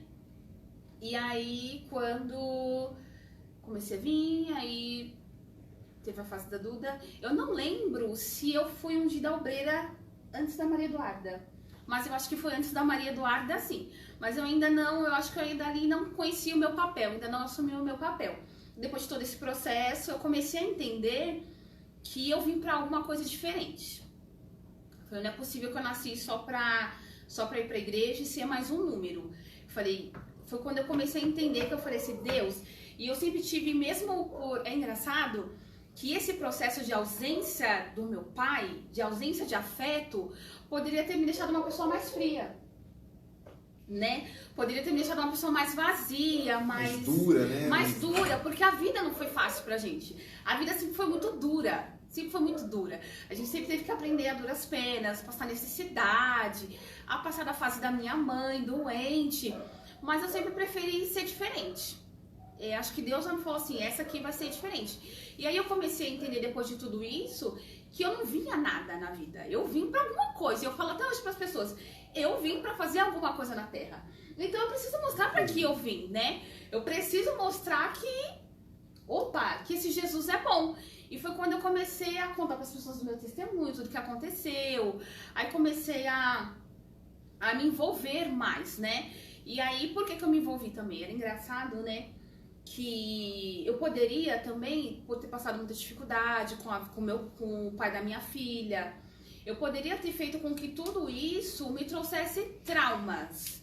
Claro que nos traz dores, né? Mas eu acredito que as dores, elas sempre nos ensinam alguma coisa, se você quer realmente que elas te tragam lição. E aí, nos 23 anos, 25 anos, a Maria Eduarda nasceu, tal, continuei vindo pra igreja, mas aos 26 anos, a Maria Eduarda nasceu 23 de dezembro de 2011, 2012, eu dei mais uma afastada da igreja.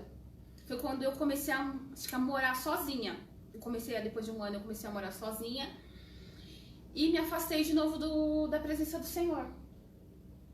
Mesmo sabendo que Deus era Deus de milagres, sabendo de tudo que Deus fez na minha vida, eu preferi mais uma vez, eu optei por estar nos momentos do pai da minha filha, que eu era... eu acho que eu era muito... Eu ainda era um pouco vazia. Mesmo me relacionando com Deus, era como se eu precisasse de mais alguma coisa para me preencher. E aí eu continuei, fiquei fora de novo, não saía nada, tal, dessas coisas. Mas eu quis me afastar um pouco mais, não quis me dedicar mais tanto como eu deveria e como eu era dedicada. E foi quando a Maria Eduarda fez um ano e alguns meses, eu fiquei doente de novo. E aí eu tive infecção intestinal, comecei também do nada, assim, tu passar mal. Eu falava, meu Deus, isso não é normal. Fui pro hospital. Quando eu fui pro hospital, ali os médicos já me deixaram internada. E aí foi quando eu fiquei por muitos dias. Foi quando, mais uma vez, eu achei que eu não ia sobreviver. Meu Deus. E passei por muitas dificuldades lá no hospital. Foi até quando a Fá teve o problema dela, que ela operou, né? Sim.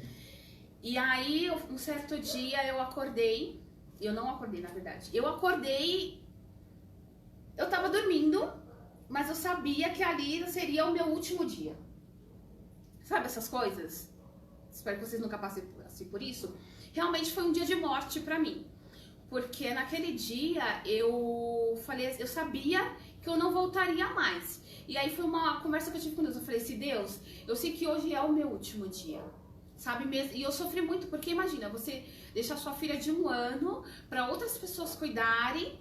E eu falei assim, Deus, eu sei que tudo isso é por rebeldia, assim mesmo. E eu fui bem rebelde, assim, sabe? Mas me dá mais uma chance. Mas mesmo que o Senhor não me dê mais uma chance, eu sei que o Senhor é um Deus de milagre. E eu já te agradeço, porque eu não conheço mais o Senhor só de ouvir falar. Isso inconsciente. E aí eu falei assim, mas se for da tua vontade, faz alguma coisa. E aí foi engraçado que nesse dia apareceu as meninas. A Andrea, acho que foi a Andrea, a Fernanda, a Dinha e mais alguém. Eu não lembro se a Lu foi nesse dia. E ali, Deus já tinha falado com elas que também seria o meu último dia. E elas chegaram na cama, eu não conseguia, eu não falava com elas, mas eu conseguia ouvir e eu só chorava. E elas também choravam. E foi um dia assim, foi muito tremendo. Foi uma coisa assim, gente, que é engraçado, que é só vivendo pra você saber. Uma coisa muito louca, porque um poder tomou aquele quarto, porque já seria aquele já seria meu último dia. Você estava em casa daí? Não, eu estava no hospital. No hospital, eu tá. estava no hospital, isso eu estava no hospital. Agora você imagina, as meninas se deslocaram daqui pra ir pra Moca. A Andrea estava começando a dirigir, as meninas nem sabiam onde era, mas o Senhor mandou, elas foram. E aí falou assim, ai meu Deus, acho que Deus pensou assim, ai meu Deus, vai lá e resgata essa rebelde aí, porque eu tenho coisa com essa mulher na terra. E aí elas foram. E foi assim, foi muita súplica nesse dia. E eu sabia que elas estavam lá clamando, e elas choravam muito. E eu também só conseguia chorar, porque eu não tinha mais reação. Eu já tava de fralda, acesso e tudo, mas mais uma vez a mão do Senhor me alcançou. Mais uma vez o Senhor falou assim pra mim, olha, eu vou te dar mais uma vez. Por isso que as meninas brincam, eu falo que eu sou igual gato. Eu acho que se um gato vir, ele rala comigo sobre vida. Porque gato tem 7 vidas, eu já tive mais. E aí, depois desse dia, as meninas foram embora e eu despertei. Eu comecei a ter melhora. E aí, depois de alguns dias, eu saí do hospital. E ali, dali em diante, eu nunca mais saí da presença do Senhor. Mesmo passando pelos meus altos e baixos na vida, porque eu acredito que todo ser humano passa por isso, né? Por altos e baixos. Eu falei pro Senhor que eu não desistiria mais. Que por onde eu passasse, eu faria com que pessoas soubessem quem era Jesus. E é engraçado que hoje em dia, por onde eu passo, desde então até aqui, todos os lugares que eu passo, eu tento sempre testemunhar, eu tento sempre falar que Jesus é bom, de todos os momentos, sabe, que eu tive com Ele, porque é engraçado, porque as pessoas conhecem Deus, assim, de olhar, de ver que Ele faz milagre na vida das pessoas, e quando você conhece alguém que conta a sua história de perto, e eu fico falando pra Deus que eu não sou merecedora, que as pessoas, sabe, as pessoas sabem se aconselhar comigo hoje em dia, sabe, e eu fico falando assim, Deus, como é que a sua misericórdia pode me alcançar tanto assim? E aí eu comecei a sair do hospital e tal, comecei a morar com o pai da minha filha. E eu passei por muitos processos difíceis, porque ele bebia muito, então ele manifestava. Era assim, era um processo muito difícil. Mas hoje, na época eu acho que eu reclamava muito disso. Mas eu louvo a Deus porque tudo isso que eu passei me trouxe para mais perto de Deus, Wellington. Porque eu preferi usar toda aquela situação ao meu favor. Olha, é hora de ter intimidade com Deus, porque eu creio que Deus pode salvar a vida dele. E eu sou um canal. Às vezes a gente vê que as pessoas passam por momentos difíceis do nosso lado, e você não entende às vezes por quê, só que você está sendo um canal. E você precisa aproveitar isso de forma positiva, por mais que te doa. Eu era numa fase codependente. Você imagina um cara que ele bebe, se transforma, faz coisas assim absurdas que só Deus sabe. E você não... Era só eu, ele e Deus. E eu falava assim, Deus, como é que pode? Foi até a vez que eu já contei isso aqui, não sei se todo mundo chegou a ver. Eu saí da igreja e o Espírito Santo de Deus falou assim no meu ouvido. Isso que você já ouviu, eu já te contei isso. O Espírito Santo de Deus falou no meu ouvido. Chegar em casa, guarda as facas. Mas eu falando assim, não, eu devo estar louca. Mas cheguei em casa e mais uma vez o Espírito Santo de Deus soprou no meu ouvido, guarda as facas. E eu fui lá e guardei as facas. E esse dia ele chegou em casa transtornado, muito louco. E eu pude contemplar mais uma vez a misericórdia de Deus. E ali, a primeira coisa que ele fez, depois que ele estava transtornado, ele falou pra mim, cadê as facas? E aí, mais uma vez, eu pude sentir o poder de Deus de perto. Porque eu tive sensibilidade para ouvir a voz de Deus. Teve outras vezes que ele quase me matou. Eu morava aqui, a gente se separou uma época, eu morei aqui em cima sozinha. E, tipo, foi muito louco. Ele chegou muito louco em casa. Uma situação terrível. Mas eu sempre tive a mão de Deus. Então eu preferi utilizar tudo isso ao meu favor. A falar assim, Deus, eu sei que é difícil ser codependente, mas eu tô aqui, sabe? Eu escolhi, porque a gente vive o poder da nossa escolha. Eu vivi tudo que eu vivi porque eu escolhi. E aí, eu quero mostrar pra vocês o quão é importante você escolher a escolha do Senhor. Viver a vontade perfeita e agradável. E eu vivi a vontade permissiva de Deus, porque eu quis muito estar com Ele. Eu escolhi ter aquela vida. Eu escolhi passar por tudo aquilo. Olha que engraçado. E teve uma hora que eu bati no meu peito e falei, Deus, se eu escolhi, eu vou encarar isso. Só que as pessoas às vezes escolhem as coisas e querem culpar depois a Deus por isso. E a culpa não é de Deus, porque você pediu. Porque você escolheu, você não quis. Muito forte, muito forte. E o Senhor, Ele vai permitir. Porque Ele é Pai. Ele é Pai. E como Pai, Ele fala assim, Ele vai te falar, não vai, não é assim. Vai por aqui, mas você quer muito? Eu vou te dar. E Ele me deu o que eu pedi. Ele me deu a minha escolha. E eu vivi por muitos anos a minha escolha. Então, assim, é muito sério quando a gente fala sobre escolher. Escolher é um poder. É um poder que você tem na mão. Que você pode escolher viver a vontade perfeita do Senhor e passar por processo, mas saber que foi a escolha do Senhor. Ou você vai viver a sua escolha e depois segurar e falar assim, não, Deus, eu sei que foi a minha escolha, então eu preciso passar por ela. Porque muitas das vezes as pessoas escolhem as coisas pra ela, elas pegam toda aquela situação com a mão e elas não suportam. Eu, graças a Deus, por ter passado por muitas coisas no passado com o Senhor, eu suportei. E é difícil, mas hoje eu vivo um momento que eu falo, Deus, eu posso ter muitas outras escolhas, eu posso ter muitas coisas, mas eu prefiro viver a sua vontade. Então eu prefiro esperar e me direcionar na escolha do Senhor. E a escolha dele vai se manifestar. As coisas que são do Senhor, elas chegam até você. Você não precisa ficar correndo atrás delas. Amém. Amém. Quando você quer viver a vontade perfeita, Deus, é isso que eu quero, mas qual é a sua vontade pra mim? E o Senhor começou a se manifestar, começou a revelar a vontade dele. Hoje eu me separei, né? Eu não casei no papel, ele não quis casar no papel. Então eu comecei a falar assim, Senhor, até aqui eu cheguei com a minha escolha. Até aqui eu vivi o que eu quis. Então agora começa a me direcionar. Foi quando eu decidi me separar. Eu não era casada no papel, tá, igreja? Mas eu me separei porque eu queria viver a vontade do Senhor. E eu falei assim, Deus, eu quero agora viver a sua vontade perfeita e agradável. E para honra e glória do Senhor, aqui estou eu, né, vivenciando ainda a vontade de Deus. Amém. E eu sou grata até aqui por isso. Tá vendo que a mulher tava toda receosa, né? Toda insegura. E olha tudo o que ela ministrou sobre nossas vidas. Daya, depois eu te aconselho rever isso, porque tem muitos comentários, muita gente dizendo ser sua fã, dizendo que você deu um golpe de Jesus na Lu primeiro, enfim, várias coisas. Depois você dá uma olhada nos comentários, que as vidas querem te abençoar. Mas enfim, Daya, depois desse vendaval de situações, de sinais e maravilhas, eu queria te fazer uma última pergunta. Nosso horário já se faz tarde, até porque eu creio que agora eu entendi o porquê que eu me atrapalhei no início e não falei do texto, que tem a ver com tudo que você nos disse. Então vai ser fechamento com chave de ouro esse texto aqui.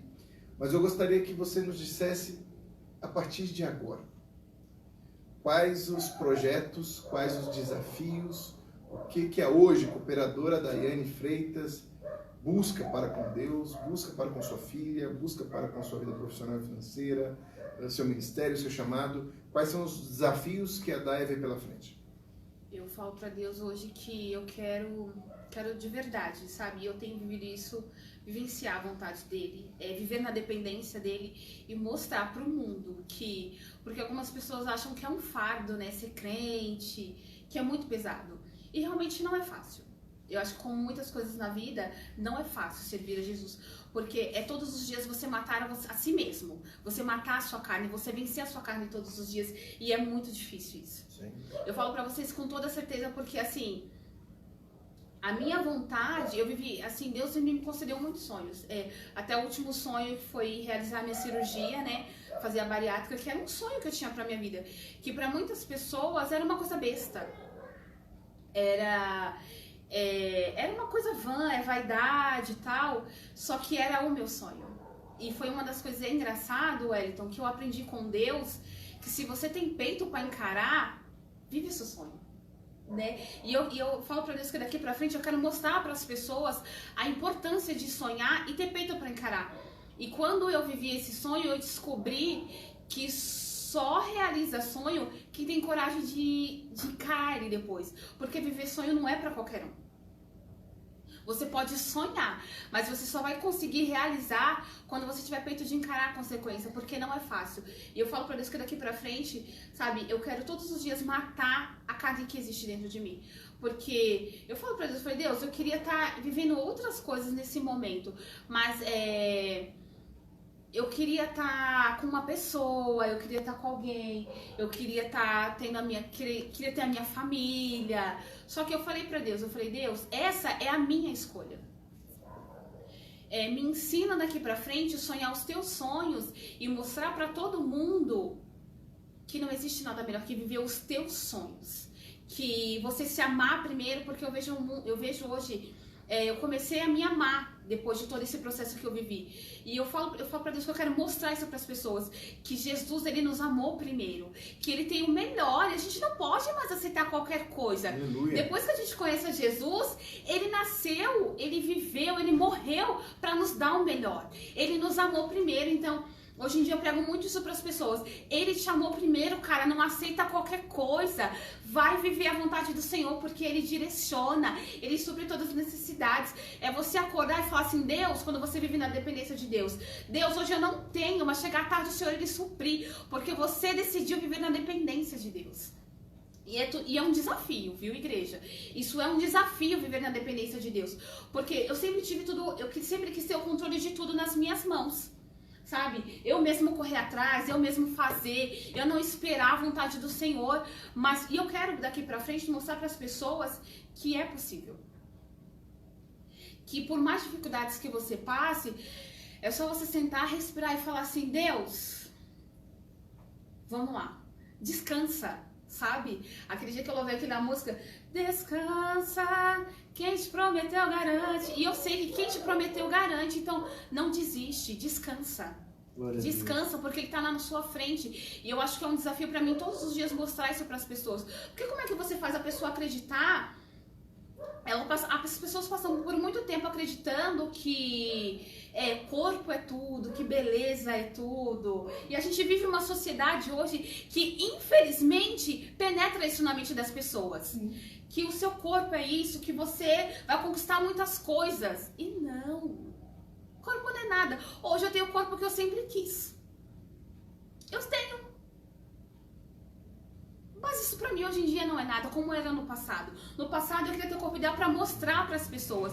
E hoje eu tenho o corpo que eu quis porque eu sonhei ter uma saúde boa. É tão boa? Não é tão boa, né? Porque no passado eu causei muito, então isso nos gera transtornos, né? Mas eu falo pras pessoas, eu falei assim, eu conheço muitas meninas, é engraçado como eu descobri minha missão com pessoas, né? Que Deus coloca no meu pessoas que são dependentes de outras pessoas, que vivem porque querem ter o corpo ideal, porque querem ter o cabelo. Não, gente. Sem Jesus, não adianta nada. Não adianta você ter o corpo bonito, não adianta você ser a mulher mais poderosa do mundo, porque sem Jesus não dá. Uma hora você vai se deparar e você vai ver que você é vazia. E eu quero, assim, e é um grande desafio você mostrar isso para as pessoas, porque elas são acostumadas a ser admiradas. A nossa sociedade condicionou isso, né, gente? Exatamente. Condicionou a sensualização, a ser mais bonito, mais cheiroso, vestir as melhores vestes. Tudo isso está na nossa cultura, está na nossa sociedade pop, os valores invertidos. Então isso que a Daya está falando nada mais é do que mais uma vida que viveu em função disso por muitos anos, dessa busca, dessa radicalidade, por conta dessa sociedade que a gente vive, sabe? Mas o que eu acho mais bonito de tudo isso é você ver alguém que viveu tudo o que a Daia viveu e ela falar de Jesus com essa devoção, com essa inteireza de coração. É ela entender que o que ela viveu, como ela muito bem colocou, por isso que eu digo que ela é muito capacitada por Deus, por uma forma muito simples, falar coisas poderosas. Ela disse aqui que ela viveu a vontade permissiva de Deus, não a vontade projetada, o desejo de Deus para a vida dela. Então, por conta disso, ela arcou com uma série de consequências. Sofreu, padeceu, adoeceu, teve à beira da morte várias vezes. Mas sabe o que é lindo? A partir do momento que ela clamou, que ela se rendeu, você vê essa gana de falar de Jesus. Você vê esse prazer de testemunhar o que Deus faz.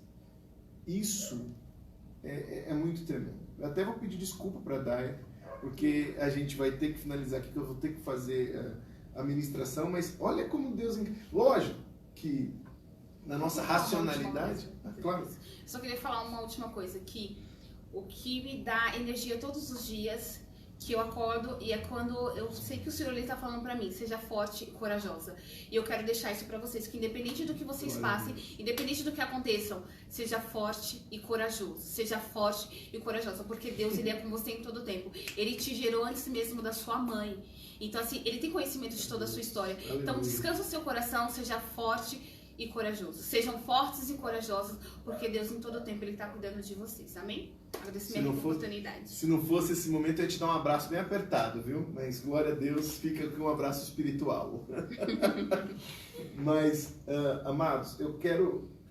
O que eu estava dizendo aqui?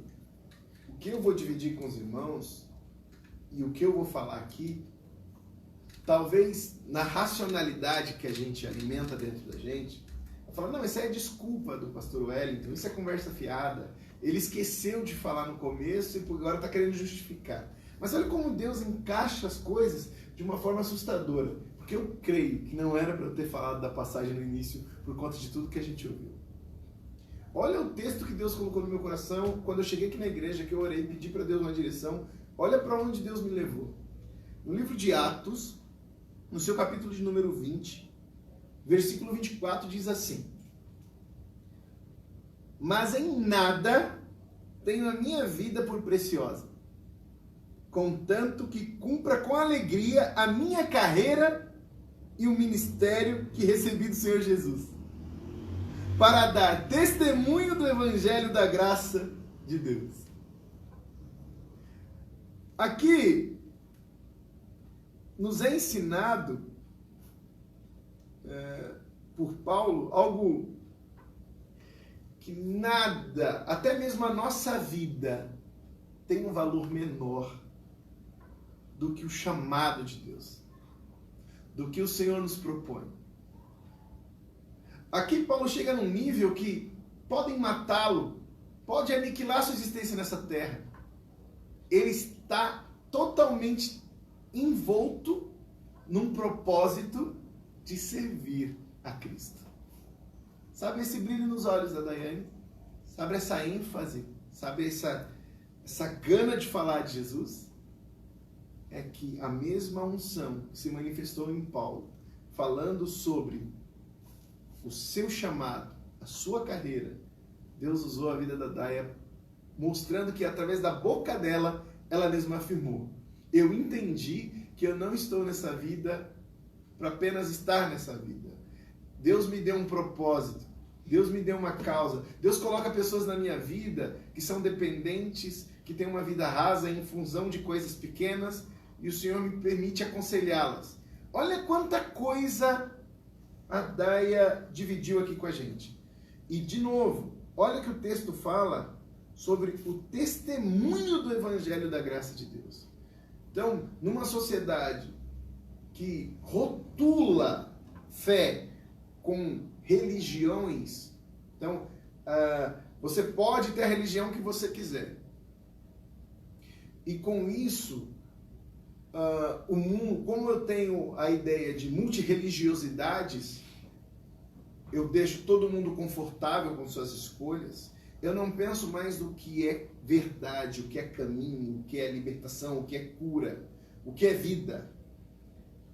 E, para que não fira as escolhas das pessoas, em vários ambientes não se pode falar de fé, não se pode falar de Jesus, ou isso constrange pessoas.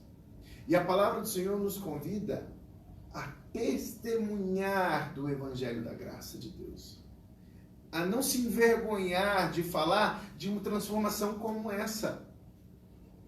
Olha quantos motivos a Daia teve na vida para se rebelar, para se revoltar, para, como ela mesma disse, ser uma pessoa de coração endurecido, revoltada, de querer maltratar pessoas. Foi maltratada, foi agredida, foi desrespeitada. E ainda assim, existe nela uma chama, que eu creio que é a graça de Deus, a convidando a seguir testemunhando sobre a graça de Deus. De um Jesus que é milagroso, de um Jesus que te guarda, que te ampara. Você imagina uma gestação de 9 meses tomando 4 medicações diárias? Você tem noção de uma pessoa que tinha um pulmão que dizia que era de fumante, que a filha poderia não nascer, se nascesse defeituosa, Deus restituiu tudo para ela, sonhos. Teve que arcar, como ela disse, com algumas situações, mas olha onde Deus tem trazido a vida da Daia. E aqui fica o convite para toda a igreja.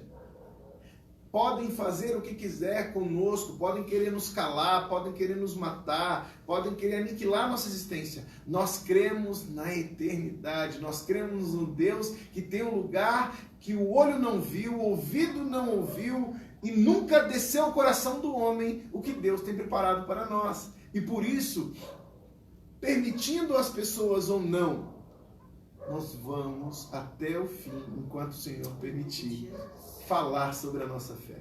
Testemunhar de um Deus que transforma e nos liberta, nos dá sentido. A nossa carne pode ter tendências pecaminosas, porque como a palavra diz, em pecado me concebeu minha mãe. Então, por conta, desde o pecado de Adão e Eva, nós temos uma predisposição para pecar, mas o nosso espírito se alimenta da palavra, da presença de Deus, e isso nos motiva a prosseguir.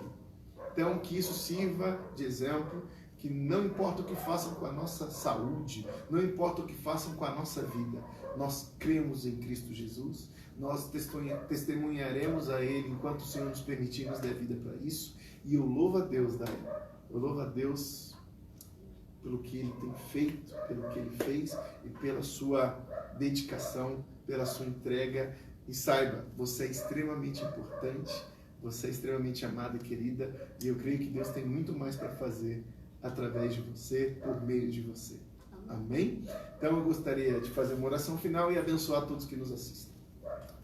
Senhor nosso Deus, nós te louvamos pela vida e pela história que o Senhor nos permitiu conhecer através da Cooperadora Daiane. Obrigado, Senhor, por o Senhor colocar essa chama, esse fogo do Espírito sobre a sua vida, dela continuar declarando, aconselhando, testemunhando e mostrando de onde Deus a tirou. Que este seja o exemplo. A Luana mencionou aqui que só pegou parte do testemunho, mas uma parte que lhe coube. E a minha esposa comentou a seguir: você pode assistir, Luana, assim como qualquer outra pessoa, tanto nesta página do Face como no nosso canal no YouTube. A gente quer que isso alcance vidas. Então partilhe isso, sejam instrumentos, olha o que Deus fez nessa vida e continua fazendo. Nós queremos te engrandecer, Senhor, e te louvar, e te pedimos para que as famílias sejam abençoadas, as famílias sejam alcançadas e vidas encontrem sentido de existir. É por isso que nós oramos, que o Deus que é Pai, com seu Filho amado Jesus Cristo de Nazaré, agindo na perfeita comunhão e consolação do Espírito Santo, esteja abençoando, selando, ungindo, protegendo e guiando a cada um de nós. Para que isso aconteça, digamos amém! Deus abençoe. Agora eu vou encerrar aqui a transmissão. Fiquem na paz. Deus abençoe, Dália. Obrigado. Do fundo do coração. Tchau, tchau.